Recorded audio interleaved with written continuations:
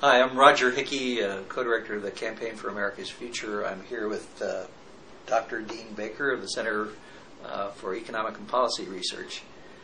And we're talking about what is essentially a new campaign by conservative deficit hawks, and especially Pete Peterson, to try to stampede the country into focusing entirely on deficit reduction and at a time when we should be growing the economy and stimulating jobs.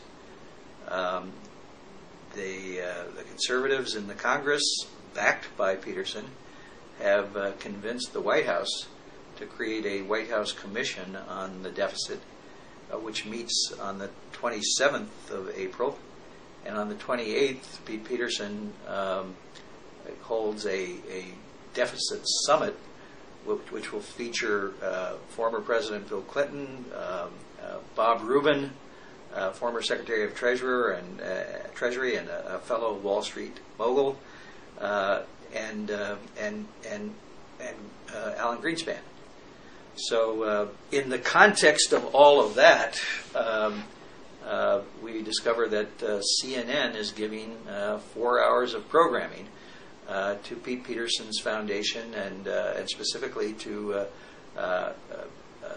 programming designed to feature a film called IOUSA, produced by Pete Peterson and his foundation. So what we're seeing here is a real campaign to get the country to focus on cutting things like Social Security and Medicare, as opposed to focusing on jobs, growth, and investment.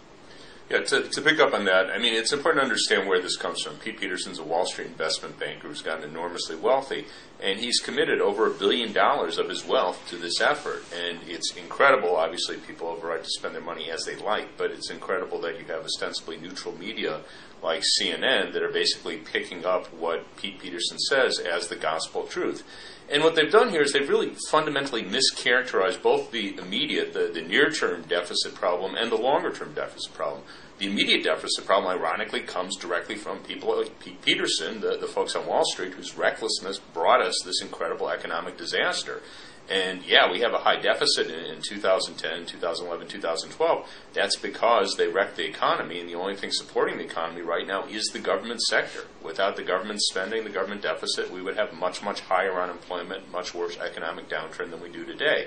So it's incredibly ironic that the people whose recklessness brought us into this chaotic, this disastrous economic situation, particularly people like Alan Greenspan and Robert Rubin, are now coming back complaining about the deficit.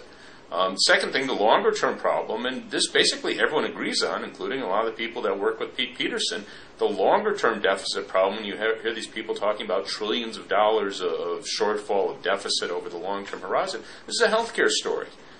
We had progress on healthcare with the healthcare bill passed by Congress that President Obama pushed through, but we know that there's more things that will have to be done. Now, insofar as that didn't go far enough, it was because we weren't prepared to challenge the insurance industry, the pharmaceutical industry, many of the highly paid medical specialists. We weren't prepared to challenge the special interest.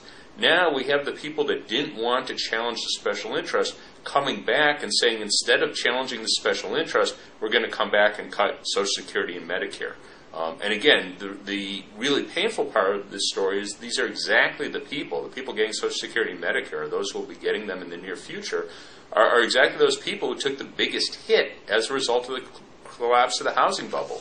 These people have seen most of their wealth disappear because of the disaster created by the Wall Street investment crew. So now Pete Peterson and his people want to come back and take away their Social Security and Medicare.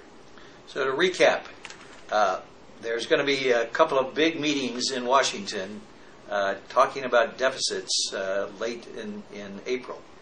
And this weekend on CNN, the deficit hawks, the Pete Petersons of the world, are being given 4 hours of time for a completely unbalanced presentation of what's driving deficits and what the solution is. As Dean says, a lot of the people that you're going to see on this TV show on Saturday and Sunday are people that helped create the problem in the first place, supporting tax cuts and deregulation of Wall Street. It's really astounding that these Wall Street moguls and enablers from the academic community are now preaching to the rest of us that we have to cut Social Security and Medicare and accept no public investment in the future. Their view is that we have to pay the debts that they ran up for America. So it's the beginning of a very explicit class war, and it's very important that we add our voices to the chorus that wants to focus on growth and jobs and investing in the future, rather than austerity and cutting back on important government programs. So check out our website and take action.